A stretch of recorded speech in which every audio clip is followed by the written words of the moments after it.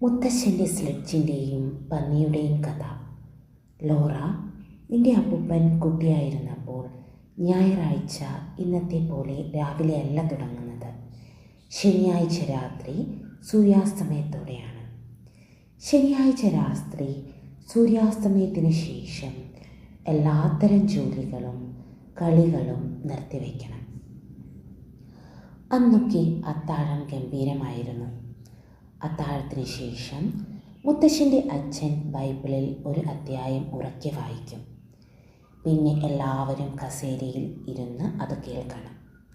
പിന്നീടുള്ള പ്രാർത്ഥനയ്ക്ക് മുട്ടുകുത്തി നിൽക്കണം. പിന്നീട് പ്രാർത്ഥനയെല്ലാം കഴിഞ്ഞ് മെഴുകുതിരിയുമെടുത്ത് ഉറങ്ങാനായി പോകണം. ആ സമയങ്ങളിൽ കളിക്കുകയോ ചിരിക്കുകയോ സംസാരിക്കാനോ പാടില്ല. ഞായറാഴ്ച രാവിലെ തലേ ദിവസം ഉണ്ടാക്കി വെച്ച പ്രഭാത ഭക്ഷണം കഴിക്കണം. കാരണം ഞായറാഴ്ച ഒന്നും പാചകം ചെയ്യാൻ പാടില്ല. പിന്നീട് എല്ലാവരും നല്ല വസ്ത്രം ധരിച്ച് പള്ളിയിൽ പോകണം. പള്ളിയിൽ നടന്നാണ് പോകേണ്ടത്. കാരണം കുതിരകളെ കുതിരവണ്ടിയുമായി യോജിപ്പിക്കുന്നത് ഒരു ജോലിയാണ്. ഞായറാഴ്ചകളിൽ ജോലിയൊന്നും ചെയ്യാൻ പാടില്ല. അവർ സാവധാനത്തിലും ഗൗരവത്തോടെയും മുന്നോട്ട് നോക്കി നടക്കണം. തമാശ പറയുകയോ ചിരിക്കുകയോ ചെയ്യരുത്. ആദ്യം അവരുടെ മുത്തശ്ശനും സഹോദരങ്ങളും നടക്കും. അതിന് പിന്നിൽ അച്ഛനും അമ്മയും നടന്നു. പള്ളിയിൽ അപ്പൂപ്പനും സഹോദരന്മാരും 2 മണിക്കൂർ ഇരുന്ന് പ്രസംഗം കേൾക്കണം. അവർക്ക് ബെഞ്ചിലിരുന്ന കാലുകൾ ആട്ടാനുള്ള ധൈര്യം പോലും ഉണ്ടായിരുന്നില്ല. പള്ളി കഴിഞ്ഞപ്പോൾ അവർ പതുക്കെ വീട്ടിലേക്ക് നടന്നു. വഴിയിൽ വെച്ച് സംസാരിക്കാം, പക്ഷെ ഉറക്കെ സംസാരിക്കരുത്. അവർ ഉച്ച സമയത്തും തലേ ദിവസം ഉണ്ടാക്കിയ ഭക്ഷണം കഴിച്ചു. പിന്നീട് ഒരു ബെഞ്ചിലിരുന്ന് ബൈബിൾ സൂര്യാസ്തമയം വരെയും പഠിക്കണം. മുത്തശ്ശൻ്റെ വീട് കുത്തനെയുള്ള ഒരു കുന്നിൻ്റെ അരികിലായിരുന്നു. അവിടെയുള്ള റോഡ് കുന്നിൻ്റെ മുകളിൽ നിന്നും താഴത്തേക്ക് പോയി. മഞ്ഞുകാലത്ത് താഴത്തേക്ക് സ്ലൈഡ് ചെയ്യാനുള്ള ഏറ്റവും നല്ല സ്ഥലമായിരുന്നു അത്. ഒരാഴ്ചയായി അവരുടെ മുത്തശ്ശനും സഹോദരന്മാരായ ജെയിംസും ജോർജും കൂടി ഒരു പുതിയ സ്ലെഡ്ജ് ഉണ്ടാക്കി. അവർ ഉണ്ടാക്കിയതിൽ വെച്ച് ഏറ്റവും നല്ല സ്ലെഡ്ജായിരുന്നു അത്.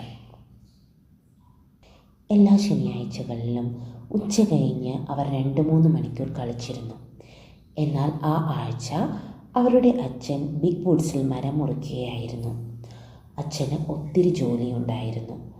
അതുകൊണ്ട് തന്നെ തൻ്റെ ആൺമക്കളെ എല്ലാവരെയും ജോലിക്കായി അദ്ദേഹം ബിഗ് വുഡ്സിൽ കൊണ്ടുപോയി. അതുകൊണ്ട് തന്നെ അവർക്ക് അതിരാവിലെ എണീക്കണമായിരുന്നു. പിന്നീട് തൊഴുത്തിലെയും കൃഷിസ്ഥലത്തെയും എല്ലാ ജോലികളും ചെയ്തു തീർത്തതിന് ശേഷം പ്രഭാത ഭക്ഷണവും കഴിച്ച് അവർ ബിഗ് വുഡ്സിൽ പോയി. ബിഗ് വുഡ്സിൽ നിന്ന് അവർ തിരിച്ചു വരുമ്പോൾ രാത്രിയായിരുന്നു. പിന്നീടും വീട്ടിൽ തൊഴുത്തിലെയും കൃഷിപ്പണികളും ഒക്കെ കഴിഞ്ഞ് അവർ രാത്രിയാവുമ്പോൾ കിടന്നുറങ്ങും. ശനിയാഴ്ച ഉച്ച കഴിഞ്ഞ് കിട്ടിയ 2-3 മണിക്കൂർ കൊണ്ട് അവർ സ്ലെഡ്ജ് ഉണ്ടാക്കി. പക്ഷേങ്കിൽ അവർക്ക് ഒരു പ്രാവശ്യം പോലും സ്ലൈഡ് ചെയ്യാനായിട്ടുള്ള സമയമുണ്ടായിരുന്നില്ല. കാരണം അപ്പോഴേക്കും സൂര്യൻ അസ്തമിച്ചിരുന്നു. പിറ്റേന്ന് രാവിലെ അവർ പള്ളിയിൽ പോയി. പള്ളിയിൽ പ്രസംഗം കേൾക്കുമ്പോഴും അവരുടെ മനസ്സ് മുഴുവൻ ആ സ്ലെഡ്ജിൽ കളിക്കുന്ന കാര്യത്തെപ്പറ്റി ഓർത്തായിരുന്നു. പിന്നീട് അവർ വീട്ടിൽ വന്നു. ഭക്ഷണം കഴിക്കുമ്പോഴും അവരുടെ ചിന്ത മുഴുവൻ കളിക്കുന്നതിനെ പറ്റിയായിരുന്നു. ലഞ്ചൊക്കെ കഴിഞ്ഞ് അവരുടെ അച്ഛൻ ബൈബിൾ വായിക്കാനായിരുന്നു. മുത്തശ്ശനും സഹോദരന്മാരും ബെഞ്ചിലിരുന്നു.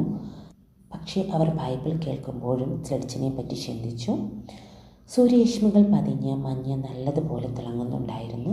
റോഡിൽ മഞ്ഞ് മിനുത്തതും തിളക്കമുള്ളതുമായിരുന്നു. ജനാലയിലൂടെ അവർ അതൊക്കെ കണ്ടു. അന്ന് സ്ലെഡ്ജിൽ കളിക്കാൻ പറ്റിയ ദിവസമായിരുന്നു. അവർ ബൈബിൾ പഠനത്തിനിടെ സ്ലെഡ്ജിനെ പറ്റി മാത്രം ചിന്തിച്ചു. പിന്നെ ജെയിംസ് ജോർജിനെ നോക്കി. അവർ അവിടെ നിന്നും പതുക്കെ എണീറ്റ് ശബ്ദമുണ്ടാക്കാതെ സ്ലെഡ്ജുമായി കുന്നിൻ്റെ പുറത്തെത്തി. കുന്നിൻ്റെ പുറത്തു നിന്നും അവർ ഒരു പ്രാവശ്യം സ്ലെഡ്ജിൽ കളിച്ച് പിന്നീട് പതുക്കെ ശബ്ദമുണ്ടാക്കാതെ വന്ന് ബൈബിൾ പഠനം തുടങ്ങാമെന്ന് വെച്ചു. ജെയിംസും ജോർജും മുത്തശ്ശനും സ്ലെഡ്ജിൽ ഇരുന്നു. ആദ്യം പതുക്കെയും പിന്നീട് വേഗത്തിലും സ്ലെഡ്ജ് ഓടിക്കാൻ തുടങ്ങി.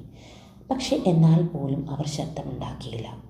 അതേസമയം ബിഗ് വുഡ്സിൽ നിന്നും ഒരു കാട്ടുപന്നി ആ സ്ലെഡ്ജ് പോകുന്ന വഴിയിൽ വന്ന് നിന്നു. സ്ലെഡ്ജ് വളരെ വേഗത്തിലായിരുന്നു. അത് നിർത്താനോ തിരിക്കാനോ ഉള്ള സമയം കിട്ടിയില്ല.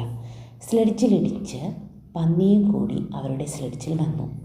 കാട്ടുപന്നി മുന്നിലിരിക്കുന്നു, പിന്നിൽ ജോർജും ജെയിംസും മുത്തശ്ശനും ഇരിക്കുന്നു.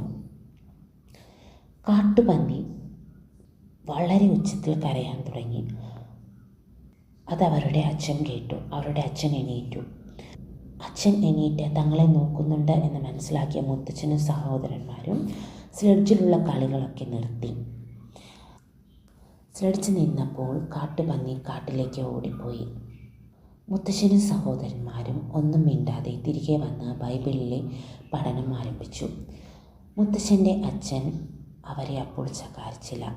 പക്ഷേ സൂര്യാസ്തമയം കഴിഞ്ഞപ്പോൾ അദ്ദേഹം മക്കളെ ഒത്തിരി ശകാരിക്കുകയും അടിക്കുകയും ചെയ്തു. അപ്പോൾ ലോറ ചോദിച്ചു, ചെറിയ പെൺകുട്ടികൾ ഞായറാഴ്ചകൾ നല്ലവരായിരിക്കണമെന്നാണോ? അപ്പോൾ അമ്മ പറഞ്ഞു, ചെറിയ പെൺകുട്ടികൾ ഞായറാഴ്ചകൾ മാത്രമല്ല എല്ലാ സമയത്തും നന്നായി പെരുമാറണം. ചെറിയ പെൺകുട്ടികൾ ചെറിയ സ്ത്രീകളെ പോലെ പെരുമാറണം. പിന്നീട് ഫിഡിൽ വായിക്കാൻ തുടങ്ങി. ലോറ സംഗീതത്തിൽ ലയിച്ച് ഉറങ്ങിപ്പോയി. പിന്നീട് അമ്മയുടെ അടുക്കളയിലെ ഭക്ഷണമുണ്ടാക്കുന്ന ശബ്ദം കേട്ടാണ് ലോറ ഉണർന്നത്. അന്ന് അവളുടെ പിറന്നാളാണ്. അവളുടെ അച്ഛൻ പ്രഭാത ഭക്ഷണം കഴിക്കാൻ വന്നപ്പോൾ അവളെ അടിച്ചു. അതെ, ബർത്ത്ഡേ ആഘോഷിക്കുന്ന കുട്ടിക്ക് അവളുടെ വയസ്സ് എത്രയാണോ അത്രയും അടി നൽകണം. അദ്ദേഹം വളരെ മൃദുവായും ശ്രദ്ധയോടും അടിച്ചു. 1, 2, 3, 4, 5, 6. 5 അടി മെല്ലെയും 6ാമത്തേത് ഒരു വലിയ മൃദുവായ അടിയുമായിരുന്നു. പിന്നെ ഷാർലറ്റ് പാവയ്ക്ക് കൂട്ടിനായി ഒരു മരപ്പാവയെയും സമ്മാനമായി നൽകി. ലോറയ്ക്ക് 5 കേക്കുകൾ സമ്മാനിച്ചു. ലോറ പായോടും മായോടും മേരിയോടും കൂടി ജീവിച്ച ഓരോ വർഷത്തിനും ഓരോ കേക്ക്. മേരി ഷാർലറ്റിന് വേണ്ടി ഒരു ഉടുപ്പ് തുന്നിക്കൊടുത്തു. ആ രാത്രി അവൾക്ക് വേണ്ടി അവൾക്കിഷ്ടപ്പെട്ട പാട്ടുകളിൽ ഫിഡിലിൽ വായിച്ചു.